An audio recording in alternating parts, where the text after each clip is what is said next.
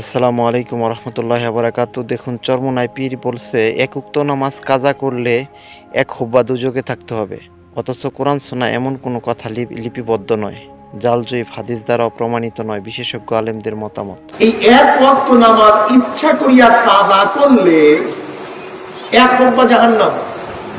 এক হুব্বা জাহান্নাম মানে দুনিয়া এবং আখিরাতের হিসাবে 2,88,00,000 বছর জাহান্নাম ভোগ করতে হবে। এটা মিথ্যা কথা। চলমান চলছে টাটকা জাল হাদিস, একটা জাল এবং মিথ্যা কথা। রাসূল সাল্লাল্লাহু আলাইহি ওয়াসাল্লাম যে হাদিসে বললেন, যদি এমন কথা বলে যে কথা আমি বলিনি, ফালিয়াতাবাওয়া মাকাদাহু মিনান নার, সেজন্য তার স্থান জাহান্নামে করে নেয়। এরপরে প্রশ্ন হলো, ছোটবেলা থেকে শুনে আসছি এক ওয়াক্ত নামাজ ছেড়ে দিলে 2 কোটি বা তার চেয়ে বেশি সময় জাহান্নামের আগুনে থাকতে হবে, এটা কতটুকু সহি? ভাই, এই মর্মে একটা কথা আপনারা ছোটবেলা থেকে শুনে আসছেন, আমরাও সবাই শুনে আসছি, সেটা হলো এক ওয়াক্ত নামাজ কাজা করলে, এক ওয়াক্ত নামাজ না পড়লে, তাহলে সেই ক্ষেত্রে 2,88,00,000 বছর জাহান্নামের আগুনে পোড়াইতে হবে, এক ওয়াক্ত নামাজ কাজার কারণে, ছাড়ার কারণে। এই কথা শুনছেন না আপনারা?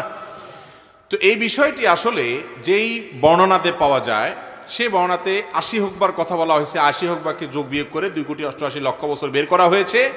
এটা ফাজাইলে আমালে শেখুল হাদিস জাকারিয়া রহমতুল্লাহ আলাইহি উল্লেখ করে এরপরে বলেছেন, এই মর্মে হাদিস বিভিন্ন বইতে লেখা আছে, কিন্তু আমি কোথাও পাই নাই। এবং বিশুদ্ধ কথা হলো এটাই যে 2,88,00,000 বছর জাহান্নামের আগুনে পড়বে এক ওয়াক্ত নামাজ কাজা করার কারণে। এই মর্মে কোনো বিশুদ্ধ তো দূরের কথা, কোনো আপনার দুর্বল হাদিসও নাই, বরং এটি সম্পূর্ণ জাল, ভিত্তিহীন। কোনো হাদিসের কিতাবে এরকম কোনো কথা বলা হয় নাই। রাসূল সাল্লাল্লাহু আলাইহি সাল্লাম বলেন, বাইনাল আবদু ওয়া বাইনাল কুফরি তারকুস সালাহ, যারা সালাত আদায় করে তারা মুসলমান, আর যারা সালাত আদায় করে না তারা কাফের।